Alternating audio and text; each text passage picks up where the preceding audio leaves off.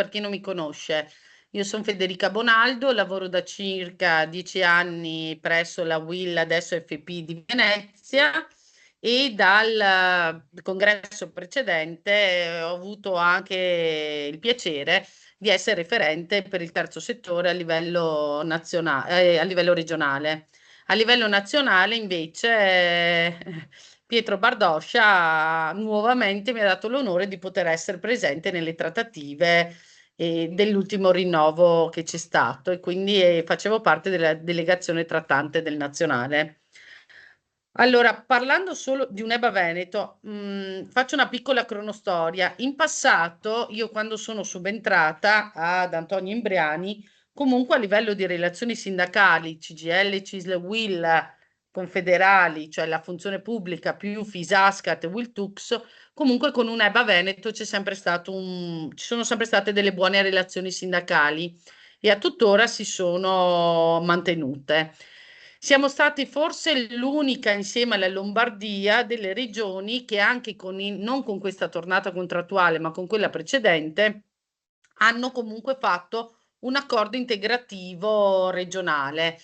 Quello precedente però era un accordo integrativo un po' complicato perché inizialmente c'era tutta una parte variabile, poi è stato suddiviso in una parte fissa comprensiva anche dell'ERMT, che è un istituto contrattuale previsto dal contratto UNEB, che sono 13 euro da riproporzionare per un tempo pieno per un 4S, quindi le categorie più basse hanno un po' meno e le categorie più alte hanno qualcosa in più. Questo elemento retributivo mensile e territoriale è nato già circa una decina di anni fa e ce lo siamo sempre portati dietro perché, come vi dicevo, il Veneto è sempre stata una regione in cui si è riusciti a fare degli accordi. L'accordo però precedente era un po' complicato, si basava anche su 5 bonus, su malattia, affiancamento, piuttosto che contestazioni disciplinari, piuttosto che rientri in servizio.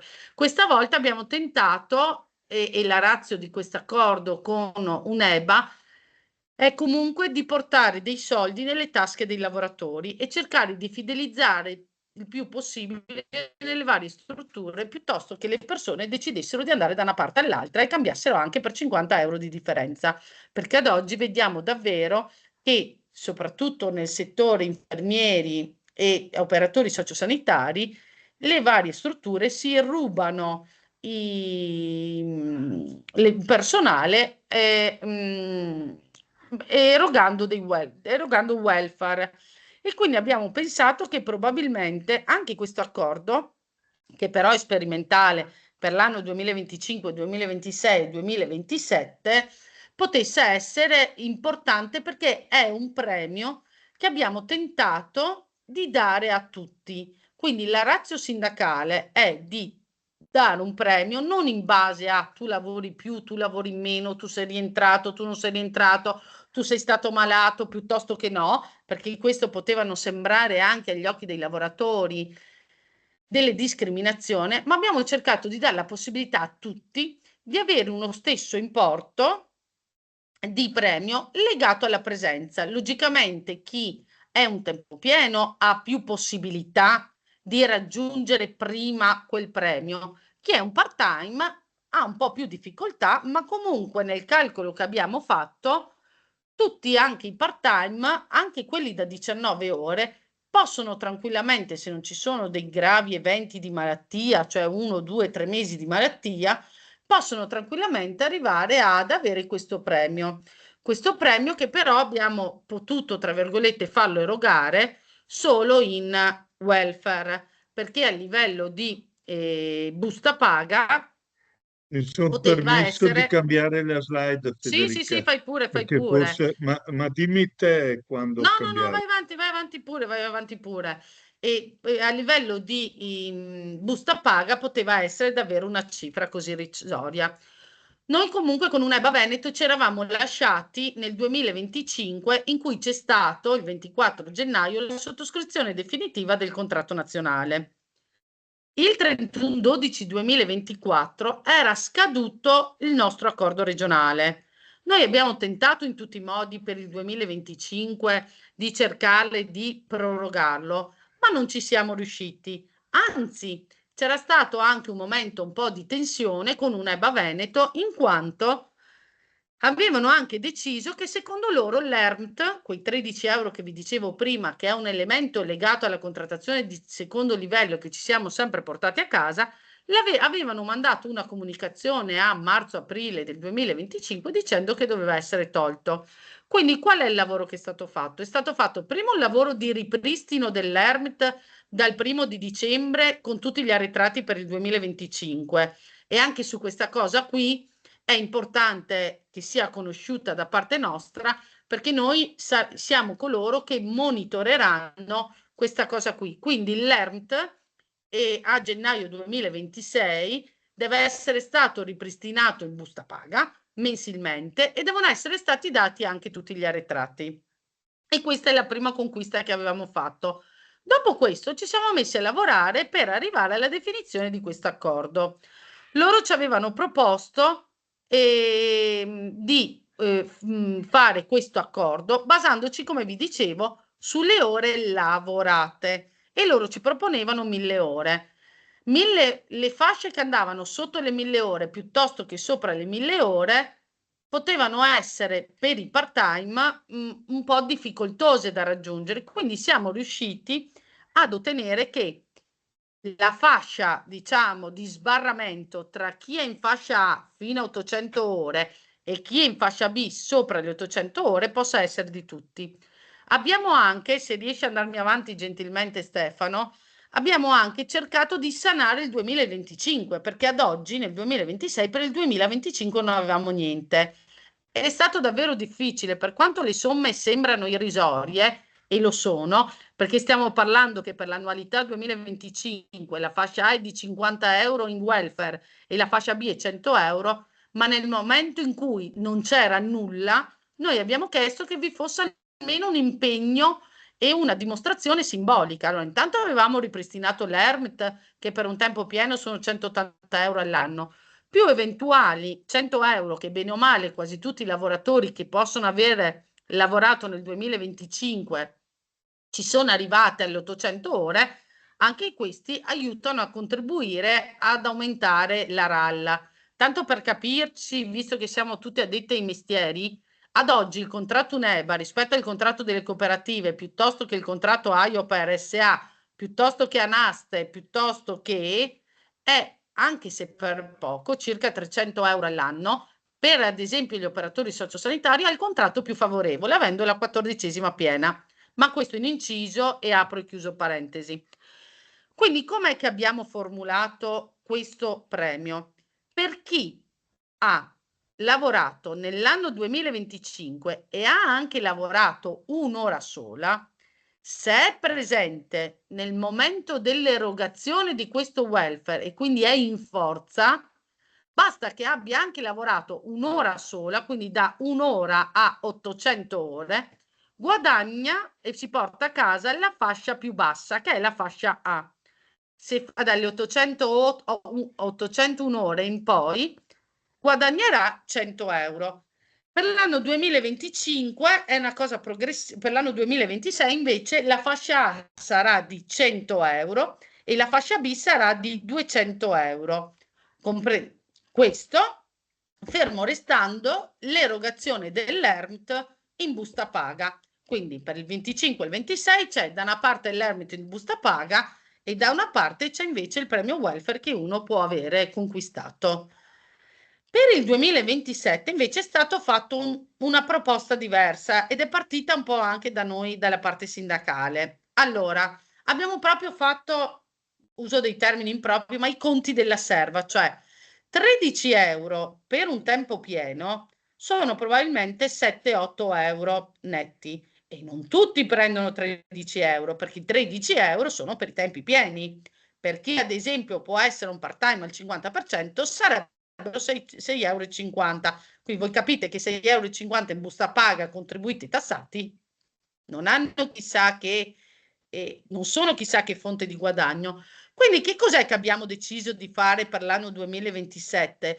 Per invogliare i lavoratori a fidelizzarsi ad un'EBA e a non continuare a spostarsi di struttura in struttura, sapendo poi tutte le difficoltà di ambientamento e le persone più anziane, ma i nuovi, cioè lo sappiamo perché siamo tutti del mestiere, abbiamo pensato di togliere la quota dell'ERMT dalla busta paga e trasformarla in welfare.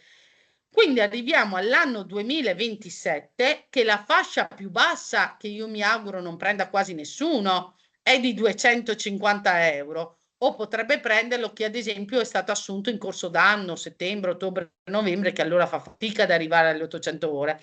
Ma perché ha lavorato tutta l'annualità 2027 saranno 500 euro e quindi è un premio non indifferente per i lavoratori che senza nessuno sforzo, cioè essendo solo presente, un attimo indietro, Stefano, com'è che consideriamo la presenza in servizio? La presenza in servizio è con, se sono in riposo è come se fossi in servizio, se sono con l'utente nelle strutture è come se fossi in servizio. Eccoli qua. Le ferie è considerato lavoro effettivo, i ROL, i permessi sindacali, la maternità obbligatoria, congedi parentali, infortuni sul lavoro, permessi legge 104, assenze per gravi patologie oncologiche. Quindi abbiamo messo in mezzo l'universo mondo. Quindi solo l'esserci all'interno di quella struttura ti dà l'opportunità di avere questo premio. La condizione sine qua non che ci hanno dato e che lì abbiamo provato, davvero ci abbiamo provato, ma non siamo riusciti a portarla a casa, è quella che l'erogazione del premio verrà dato solo alle, vai avanti Stefano, alle scadenze naturali, cioè alla scadenza e al pagamento. Nel caso del 2025, se i datori di lavoro erano obbligati, e lo stanno facendo in questi giorni, poi se non è il 30 giugno può essere anche il 20 di luglio, cioè entro questo mese i datori di lavoro per le persone che sono attualmente in forza, non per chi si è dimesso, ma per chi è presente ad oggi, hanno diritto ad avere questa fascia, anche se paradossalmente uno è stato assunto il 30 dicembre 2025. Quindi eccoli qua, le tempistiche di erogazioni sono, e come è scritto sotto, il diritto all'erogazione subordinata alla permanenza in organico alla data di erogazione. Questa è l'unica condizione. Se qualcuno è andato via a gennaio, febbraio, marzo, aprile, non ha diritto per l'annualità precedente. Quindi l'unica condizione è le scadenze che abbiamo messo sono 30 giugno 2026 per l'anno 2025 perché abbiamo firmato a maggio. Loro avrebbero voluto, per tentare di pagare meno possibile, mettere anche per il 26 e il 27 la data del 30 giugno, invece la data è del 30 aprile. Quindi per il 2026 chi sarà in forza il 30 aprile 2027 potrà avere l'erogazione del 2026. Stessa cosa per il 2028. Cos'è che però è successo? E questo è tutto l'accordo ed è sperimentale ed è in scadenza al 31/12/2027. Cosa succederà però poi dal 1 gennaio 2028, ad esempio all'ERMT, che è quell'elemento che noi abbiamo sempre voluto e che secondo noi deve esserci? Se non ci sarà un accordo di secondo livello, dal 1 gennaio c'è una clausola di salvaguardia, dal 1 gennaio 2028 l'ERMT ritornerà ad essere erogato nella busta paga con le medesime modalità. Quindi in via sperimentale trasformato per l'anno 2027, ma se non ci saranno altre variazioni o accordi di secondo livello fatti da un'EBA Veneto e dalle OS regionali, nel 2028 l'ERMIT verrà ripristinato. È emerso però un problema rispetto al 2025 e che è l'ultima parte dell'accordo e quella un po' più complicata, cioè ci hanno riferito che l'anno scorso, comunque nel 2025, alcune aziende hanno fatto degli accordi di miglior favore. Allora, se nelle strutture vi è un accordo di miglior favore rispetto a questo, ma è un accordo firmato dai sindacati, cioè un accordo sindacale, nulla è dovuto in quella struttura. Quindi, se io, Federica, ho fatto in una struttura, una EBA, un accordo per 200 euro per l'anno 2025, a quei lavoratori per l'anno 2025, visto che li hanno già avuti, non spetterà nulla. Caso diverso invece in una struttura dove non si è fatto nulla. Se in una struttura non si è fatto nulla, il 30 giugno erano obbligati, entro il 30 giugno o in questi primi giorni, il datore di lavoro, un EBA, era obbligato, chi applica un EBA, era obbligato a dare questa forma di welfare. Poi vi spiego e vi dico cosa si intende per welfare e la libertà che comunque hanno i datori di lavoro di.